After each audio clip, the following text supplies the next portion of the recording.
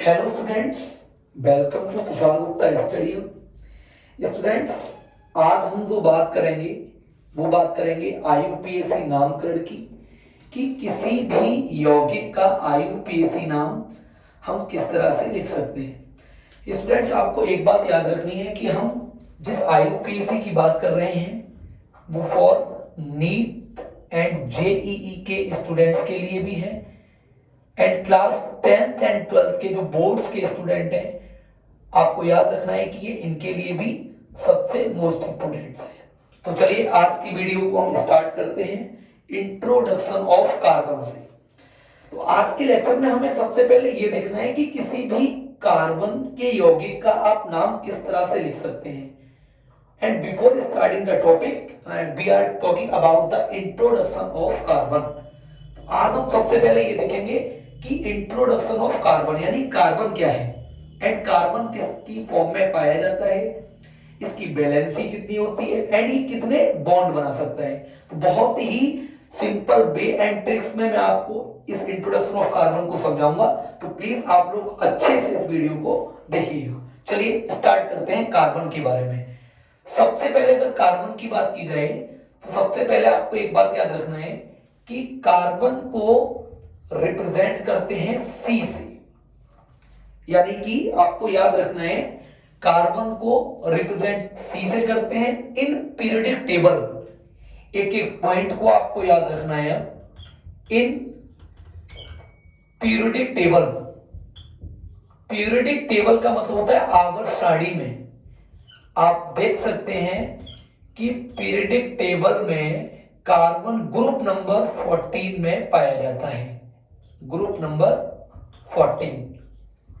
तो सबसे पहले मैंने आपको बताया कि इंट्रोडक्शन ऑफ कार्बन में कार्बन को सी से रिप्रेजेंट करते हैं और ये पीरियोडिक टेबल में ग्रुप नंबर 14 में पाया जाता है। आगे की बात करते हैं, थोड़ा समझिए। अब यहां से अगर हम देखें तो कार्बन की जो परमाणु संख्या है, परमाणु संख्या का मतलब हो गया एटॉमिक नंबर। कार्बन का जो एटॉमिक नंबर है वो होता है 6, और इसका जो परमाणु भार है, आपको याद रखना है कि परमाणु भार इसका होता है 12। चलिए आगे देखिए। हम यहां से अगर हम यहां से इसकी बैलेंसी की बात करें, बैलेंसी का मतलब होता है बेटा संयोजकता। अगर हम कार्बन की संयोजकता के बारे में बात करेंगे तो आपको याद रखना है कि कार्बन की जो संयोजकता होती है वो होती है 4। तो कभी कभी आपको कार्बन इस फॉर्म में देखने को मिलता है C612। आपने कहीं ना कहीं इसमें देखा होगा कि कार्बन कभी कभी आपको इस फॉर्म में मिलता है C612। अभी तो मैंने आपको जनरल केवल कार्बन के बारे में बात बताई है कि कार्बन को सी से रिप्रेजेंट करते हैं, एंड पीरियोडिक टेबल में कार्बन ग्रुप नंबर 14 में होता है। सेकंड थिंग मैंने आपको बताई कि इसका जो परमाणु संख्या है वो कितनी होती है बेटा 6, और जो इसका परमाणु भार है वो कितना होता है 12। एंड नेक्स्ट पॉइंट मैंने बताया है कि कार्बन की जो बैलेंसी होती है बेटा, बैलेंसी इसकी कितनी होती है 4। तो हम पहले इसकी चर्चा करेंगे कि कार्बन की बैलेंसी 4 कैसे होती है। ठीक है, देखिए सबसे पहले आपको एक सिंपल सा कॉन्फ़िगरेशन आना चाहिए जिसे कहते हैं इलेक्ट्रॉनिक कॉन्फ़िगरेशन। अब क्या होता है इलेक्ट्रॉनिक कॉन्फ़िगरेशन, जरा इसको देखो। इलेक्ट्रॉनिक कॉन्फ़िगरेशन जिसे कहते हैं हिंदी में विद्युत विन्यास। अगर हम यहां से विद्युत विन्यास को देखें तो हमारे पास दो तरह की विद्युत विन्यास है। एक हम पढ़ेंगे के, एल, एम और एन। अगर यहां से के कक्ष की बात की जाए तो के कक्ष में 2 इलेक्ट्रॉन्स होते हैं, एल कक्ष में 8 इलेक्ट्रॉन्स होते हैं, m कक्ष में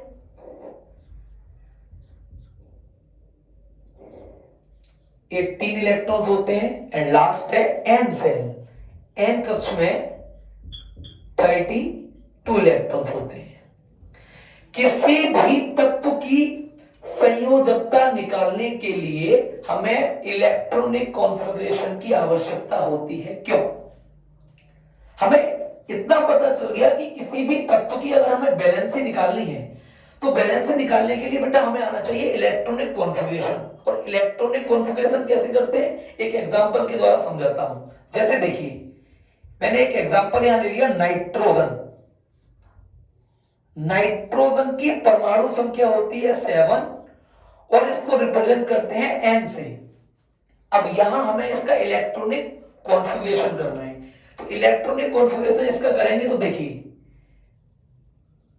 ये बीच में नाभिक होता है जिसे न्यूक्लियस बोलते हैं, और न्यूक्लियस ऑलवेज पॉजिटिवली चार्ज्ड। पता है पॉजिटिवली चार्ज क्यों होता है? Due to the presence of protons. क्योंकि नाभिक के अंदर, समझने वाली बात है कि नाभिक के अंदर प्रोटॉन भी होते हैं और न्यूट्रॉन भी होते हैं, और इलेक्ट्रॉन्स इसके चारों ओर मूव करता है। प्रोटॉन्स पर पॉजिटिव चार्ज होता है और न्यूट्रॉन्स न्यूट्रल होता है। That's why we can say proton has a positive charge and neutrons have a neutral charge. That's why the nucleus have a positively charge due to the presence of protons. Now अब इसका हमें nitrogen का विद्युत विन्यास करना है, तो nitrogen के पहले सेल में कितने इलेक्ट्रॉन्स आ जाएंगे? ये के कक्ष है, ये के सेल है, के सेल में आ जाएंगे आपके 2 इलेक्ट्रॉन्स। दूसरा सेल क्या है?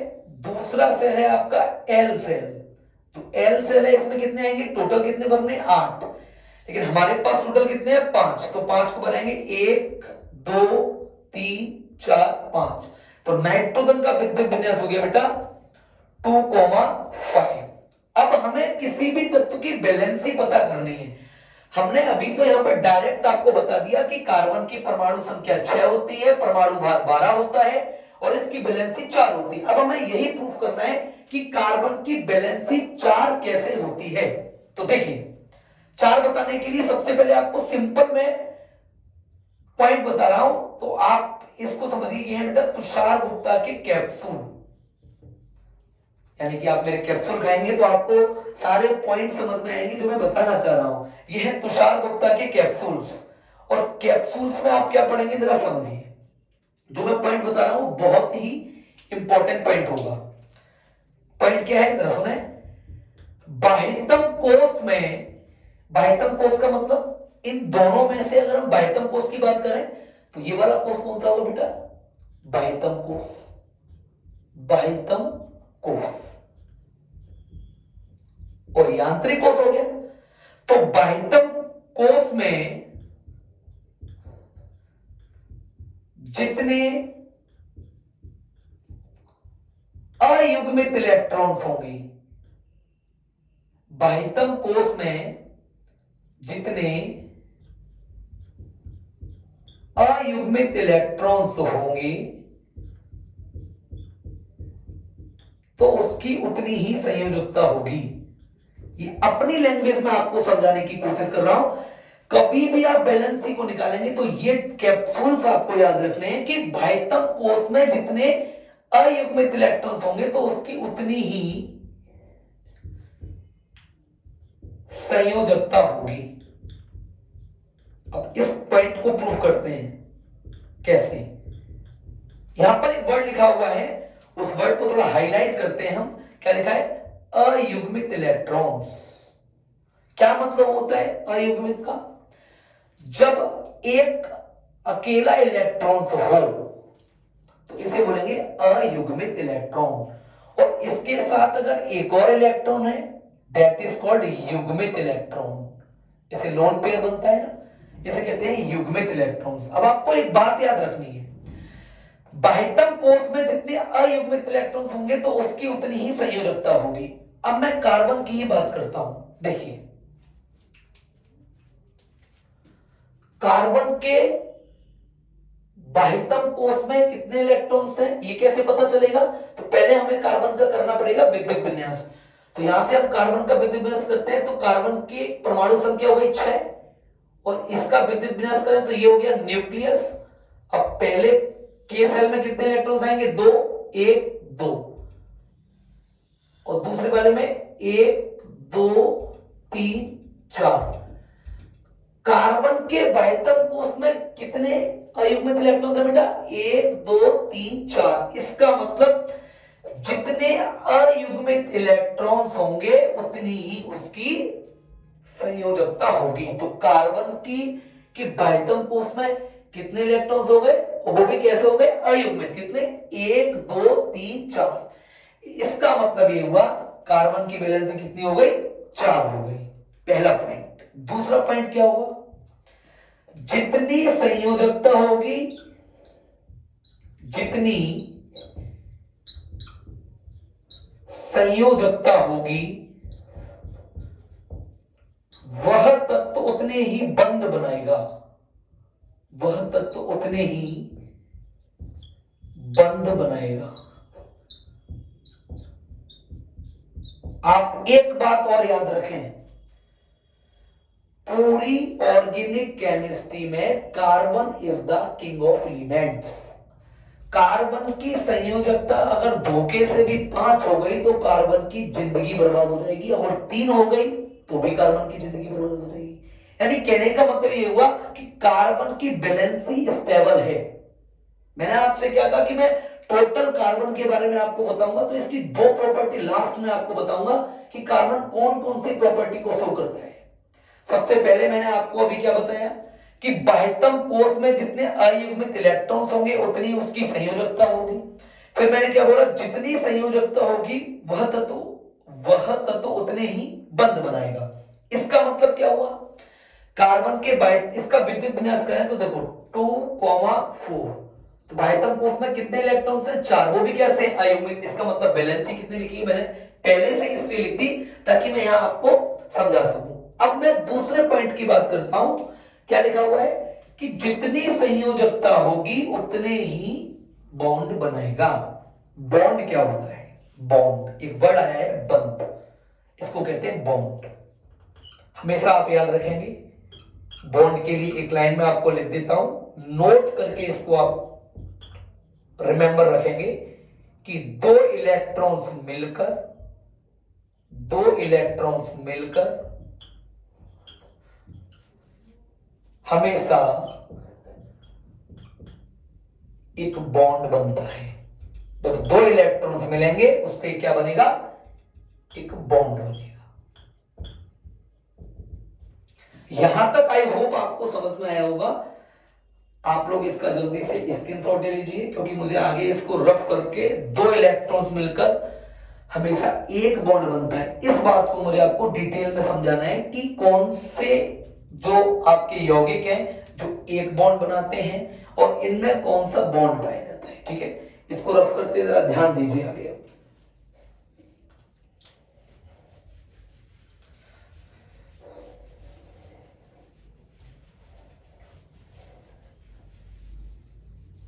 देखिए, इस पॉइंट को मैं एक बार दोबारा से लिखता हूं, तो मैंने अभी पॉइंट बताया था।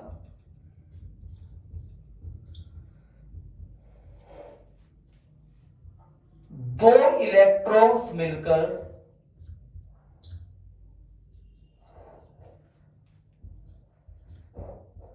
हमेशा एक बॉन्ड बनता है। इस बात को बहुत इंपॉर्टेंट आप याद रखिए। 2 इलेक्ट्रॉन्स मिलकर हमेशा एक बॉन्ड बनता है। क्या मतलब है इस लाइन का? जरा समझें। हम बात करते हैं कार्बन की। कार्बन के बाह्यतम कोष में कितने अयुग्मित इलेक्ट्रॉन्स हैं? 4। और ये बॉन्ड भी कितने बनाएगा? 4। 1, 2, 3 और 1, 4। और इसके चारों ओर लगा होता है हाइड्रोजन। हाइड्रोजन और हाइड्रोजन। हाइड्रोजन का अगर विद्युत विन्यास करते हैं तो इसके पास केवल एक ही इलेक्ट्रॉन होता है, क्योंकि इसकी परमाणु संख्या कितनी होती है? 1। तो हाइड्रोजन के पास एक इलेक्ट्रॉन हो गया। अब क्या होगा?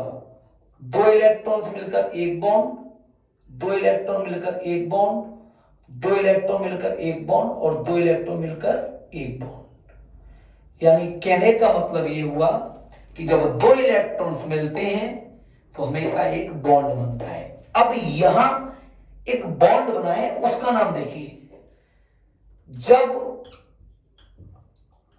दो इलेक्ट्रॉन्स के बीच में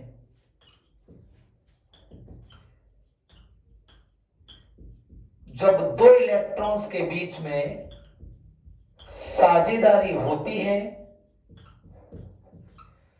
जब दो इलेक्ट्रॉन्स के बीच में साझेदारी होती है तो उसे सहसंयोजी बंध कहते हैं। तो उसे सहसंयोजी बंध कहते हैं। तो यहां पर हुआ क्या बेटा, यहां पर क्या हुआ है, दो इलेक्ट्रॉन्स के बीच में साझेदारी। देखिए इस तरह से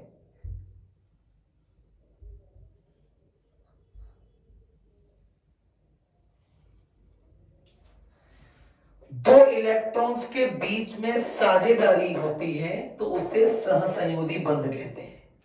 तो कहने का मतलब यह हुआ कि बाह्यतम कोष में जो मैंने अभी बताया था, मैं उसको रिपीट करता हूं, कार्बन की या हम किसी भी तत्व की वैलेंसी फाइंड करनी है तो वैलेंसी फाइंड करने के लिए बेटा आपको दो पॉइंट विशेष याद रखने हैं। पहला पॉइंट कौन सा, आपको सबसे पहले विद्युत विन्यास आना चाहिए। विद्युत विन्यास के द्वारा हम किसी भी तत्व की वैलेंसी को फाइंड कर सकते हैं। मैंने पॉइंट नंबर 1 क्या बोला तुषार गुप्ता की कैप्सूल में कि बाह्यतम कोष में जितने अयुग्मित इलेक्ट्रॉन्स होंगे उतनी ही उसकी संयोजकता होगी। सेकंड थिंग मैंने क्या बोला कि दो इलेक्ट्रॉन्स मिलकर हमेशा एक बॉन्ड बनाता है। थर्ड पॉइंट मैंने आपसे ये बोला कि जितनी वैलेंसी होगी वो तत्व उतने ही बॉन्ड बनाएगा। जैसे मैं एक एग्जांपल और समझा रहा हूं, जरा उस पर और ध्यान दीजिए आप। एग्जांपल है NH3 और NH3 का नाम है अमोनिया। अमोनिया, इसमें सबसे पहले हमें यह देखना है कि हाइड्रोजन की वैलेंसी तो हमें पता है, हाइड्रोजन के बाह्यतम कोष में एक इलेक्ट्रॉन, इसका मतलब इसकी वैलेंसी कितनी हुई, एक। नाइट्रोजन की वैलेंसी की बात करते हैं बेटा, तो नाइट्रोजन का अगर हम विद्युत विन्यास करते हैं तो नाइट्रोजन की परमाणु संख्या है 7, अभी हमने किया था। तो नाइट्रोजन का विद्युत विन्यास कितना था बेटा, 2,5। इसका मतलब ये हुआ, ये न्यूक्लियस हो गया और न्यूक्लियस के बाद में पहले सेल में दो इलेक्ट्रॉन्स और पहले सेल के बाद में सेकंड वाले सेल्स में आपको याद रखना है एल सेल, इसमें 5, 1 2 3 4 5। इसका मतलब कितने अयुग्मित इलेक्ट्रॉन है, 1 2 3। इसका मतलब नाइट्रोजन की वैलेंसी कितनी हो गई, नाइट्रोजन की वैलेंसी हो गई 3 और बॉन्ड भी कितने बनेंगे, 3। तो यहां से अगर हम देखें तो नाइट्रोजन के पास अपना इलेक्ट्रॉन कितना है, 1 2 3 अयुग्मित इलेक्ट्रॉन और इसके तीनों और क्या लगा हुआ है, हाइड्रोजन, H H और H। और हाइड्रोजन के पास कितने इलेक्ट्रॉन्स हैं, एक। ये देखिए इस तरह से दो इलेक्ट्रॉन मिलकर एक बॉन्ड, दो इलेक्ट्रॉन मिलकर एक बॉन्ड, दो इलेक्ट्रॉन मिलकर एक बॉन्ड, यानी कि यहां भी साझेदारी हुई है।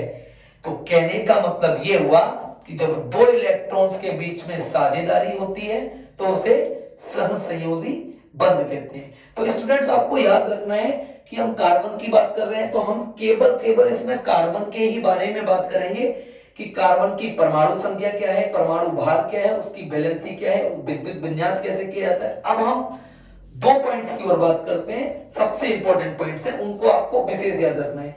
आप एक बात और याद रखें, जब तक आपको कार्बन का इंट्रोडक्शन नहीं आएगा तब तक आप IUPAC नामकरण नहीं कर पाएंगे। ठीक है, जरा देखिए आप आगे की बात करते हैं। इसमें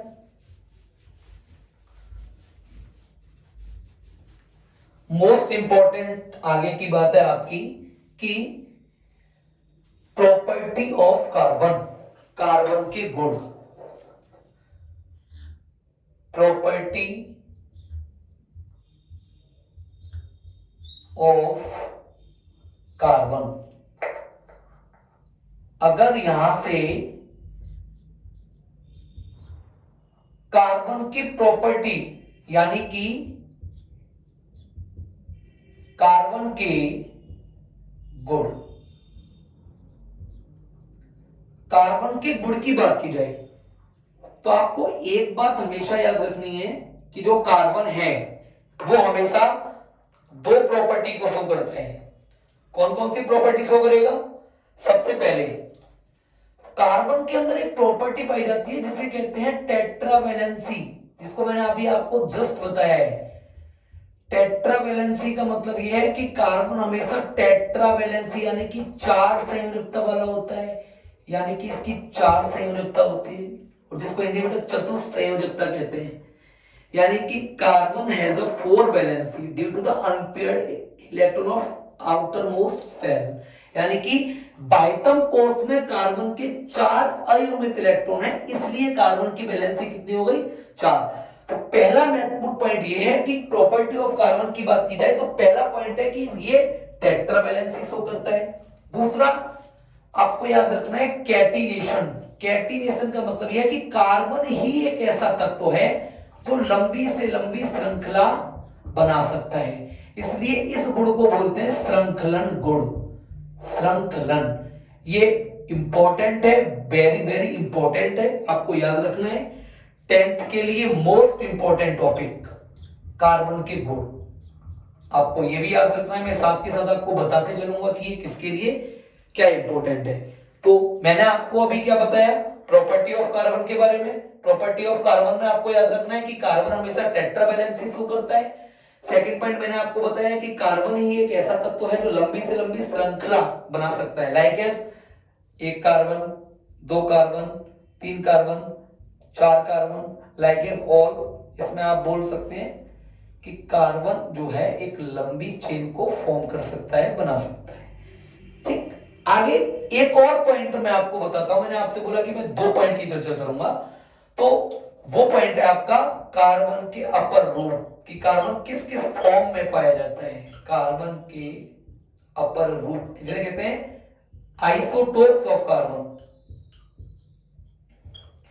तो सबसे पहले कार्बन डायमंड के रूप में पाया जाता है, डायमंड।